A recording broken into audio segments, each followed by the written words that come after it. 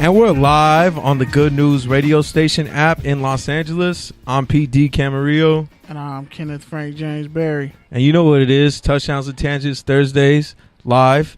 And we're going to mix it up a little bit this week, show you our versatility, give you a little bit of inspiration, a little bit of entrepreneurial insights. And, well, man, if you're a fan of cannabis culture, then you're really going to like our special guest this week.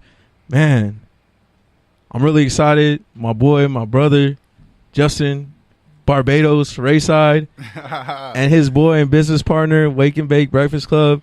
You ain't following them. If you're not aware, you need to get awoke to it. Brian Williams, what's good, man? What's goody, bro? Yeah, Shout out to the guest, man. Yeah, man. Nice to be here, man. Yeah, so these two cats to my right and across from Kenny are both entrepreneurs. Cannabis. How do you say it? Cannabis. Cannabis-treneurs? What is it on your cannabis? Cannabis-preneurs? Cannapreneur. Yeah, man. and for me personally, man, Justin's always been one of my inspirations because this dude's been doing it his own way. He gave up his stable job at AT&T to live a much better life, and now he's always flexing on the gram, being mad lazy or mad busy, like he says. And Brian, why don't you guys go ahead and tell a story about how you came together, and why don't you start with what Wake and Bake is first off, All right. and then kind of go through to how it kind of came together and how you guys linked up. All right, well, I'll start the story, and then I'll let Brian talk about how Wake and Bake is, man. But, I mean, really, like Pete said, been pursuing, business, entrepreneurship for a while now, ever since high school. But, football took me to college, met a lot of great people, played on the football team with Brian, Indiana University. And then, some years passed, got, regular job, whatever. And then Brian actually had called me one day and was like, hey, he had texted me a couple times. Oh, I'm in Studio City. I'm in Cali. Oh, link up, right? Because he was out here for whatever. Yeah. He was scoping it. I didn't know what he was doing, but he was. He was just hitting you up. Yeah. And he was like, hey, bro, I'm in Lake Elsinore. Like, ain't that close by you? And I'm like, yeah, kind of. Like, which way? Whatever. All right, I'm on to pull up. I was like, pull up. He's like, hey, I got an RV, though. Is that cool? I'm like, an RV? He's like, yeah, bro. It's like a trailer. I'm like, bro, just pull up, right?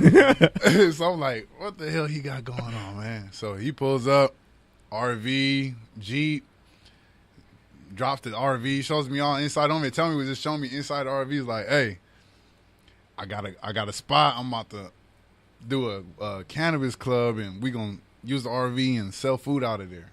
Yeah. And I'm like, so this is happening? He was like, yeah, this is gonna happen. I'm about to go across the country and then come back, and I'm gonna have it.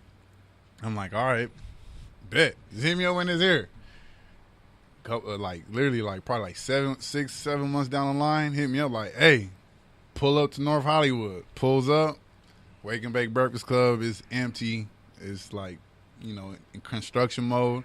And it's like, shoot, it's here now. Let's put the gloves on. Let's get it. So, and that's like, that was my gateway into the cannabis industry. And then that was his gateway into it. He got the store, then just took off from there. He'll tell you a little bit about this. The interesting thing about this thing is like when you meet people, you usually meet people because y'all have something in common, right? Yeah. And I'm like, dang, you smoke tree? Like he was like, crazy thing is, like, ironically, he's like my locker partner, like when he first got introduced to like football and stuff there. So I'm like, yo, because like you want to like introduce yourself because you're like, dang, this is my locker partner. Like, we gotta figure out where we break ground at. Yo, the herb connected us. And it's like, okay, Brilliant. You know what I'm saying? Let's hit after practice. Let's smoke one. And you're like, okay, yeah, that's the homie. College football You know leagues. College football. Really, We ain't dry snitching though.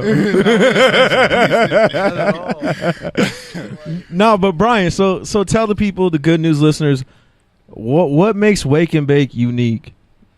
Why is it more than just a regular club?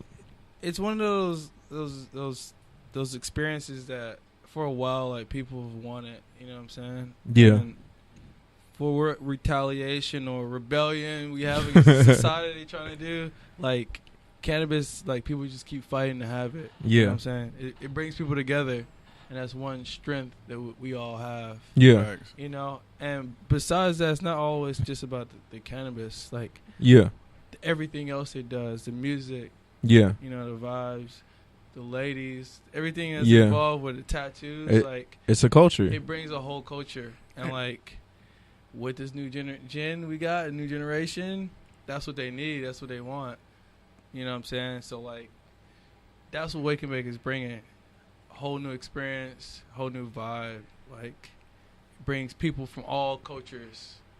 You walk in a room like, dang, you know, you got your Latinos, Asian, black, white, Indian, all smoking. So for someone who's never been there, how would you explain what it's like to walk in there the first time you ever walk in there? What's the first thing you notice? Depending on if you go in before high or sober, you're gonna have two different outlets. If you go in there high, you're just gonna feel like Alice in Wonderland or the Wonka Factory. Yeah. If you go in there, for real though, Like, if you hold go on, in- where am I at? like, for real, like it's crazy. If you go in there sober, you're like kind of confused. Like, yo, what's going on here? Like, Yeah. like you're confused. Like, dang, is this coffee? Is this cannabis? Like, Is this real? is this real? Most people's like, do you guys sell weed? weed. Like, yeah, we sell weed and coffee. What do you want? You know, like, we got it all. Yeah, we sell vibes. So, Yeah, because we're you so know. used to it. Like we've been doing it for two years just Yeah. at the shop. So Yeah. like, Just hit our 2-year anniversary on the 4th Yeah. of July. Shouts to y'all. Wow. you love Bravo. for it. Bravo. So it's just cool to you know, bring that type of vibe. I think we're in the perfect place for it. You know, Wake and Bake has been, if you look back in our history, we one of the first really to bring coffee, besides actual Amsterdam, we're the first to bring it To America. to America, say that again, and to Los Angeles and North Hollywood. And we're really planted in the perfect place to evolve that type of business Shout because out Yeah. NoHo. the people of North Hollywood, NoHo, are so open and receptive to new things that Yeah. it's part of the culture now, you know. So Yeah. So I know you guys already kind of talked about it, how you came together with football at IU. So let me ask you this: do you feel like your background as, you know, former collegiate athletes, student athletes, do you feel like that gives you an advantage over other cannabis entrepreneurs, or crazy advantage. what type of advantage? Hey, my first thing be waking up early. Hey, That grind. because besides take the cannabis part about it is still just entrepreneurship. Yeah. Yeah. It's just a product. It's just a business, and to be a person who runs your own business, to plan your life and other people's lives, the responsibility of that. It's like you to be an athlete first and understand structure, discipline, authority, Yeah. leadership. Yeah. If you haven't experienced that already, then you're not even you're on a different level of when you're starting your entrepreneurship. Because, you know, an athlete who who realizes the potential that they were given by playing football and be able to take that off the field and put it into the business world. Now those are the ones who are successful. You know what I mean? So that's I think it's an advantage That's being like an athlete. business 101 is being an athlete and a student. You're really a student of life. Like, Yeah. you know what I'm saying? You have to learn certain characteristics and traits because, like, you're appealing to the public as an athlete. Like, Right. we had to learn that thing, like that side note, say, hey, you have to watch what you do now. You know what I'm saying? You have to watch your character. You have to watch X, Y, and Z because you have fans that love what you do. And when you take that to the entrepreneur world, like, you have to love what you do, but you have to also have fans that love what you do. And that's really a big thing we brought, you know what I'm saying? Yeah. From our fan base and our alumni.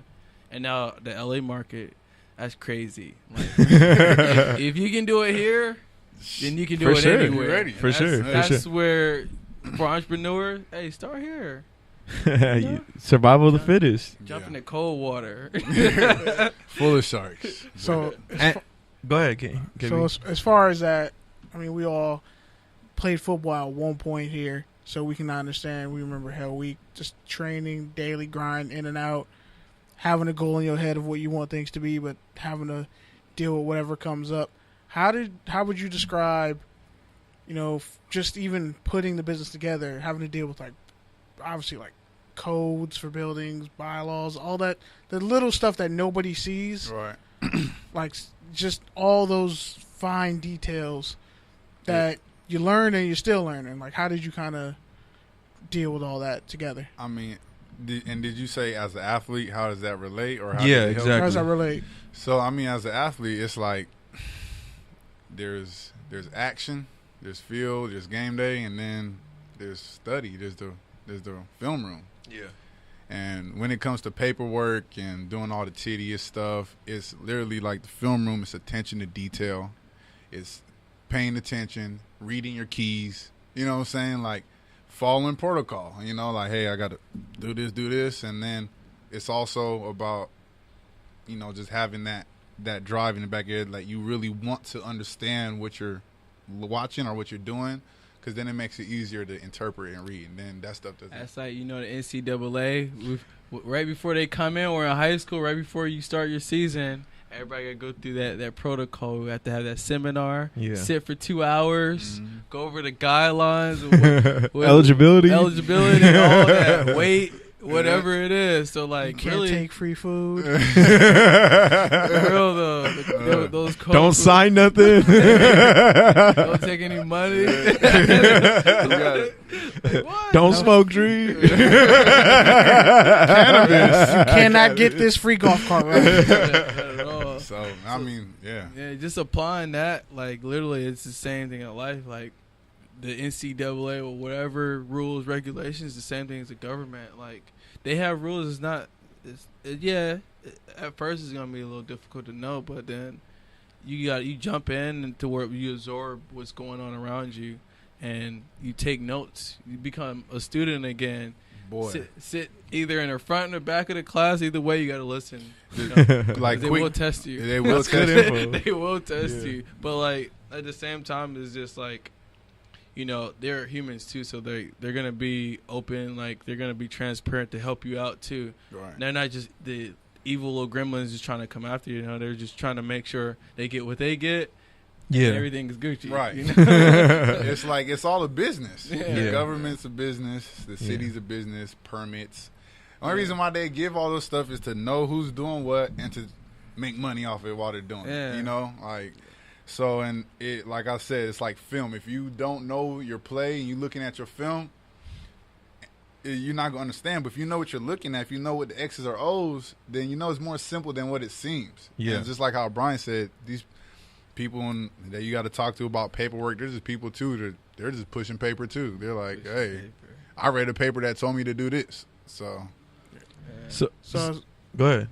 So as far as don't give away too many state secrets, obviously, but getting into because obviously the huge marijuana boom, it's been crazy, cannabis boom. How have you what were your conceptions going in, and then where have you realized where things are now that you're in it? It's been 2 years, and you're pretty much hit the ground running. Crazy thing is you go in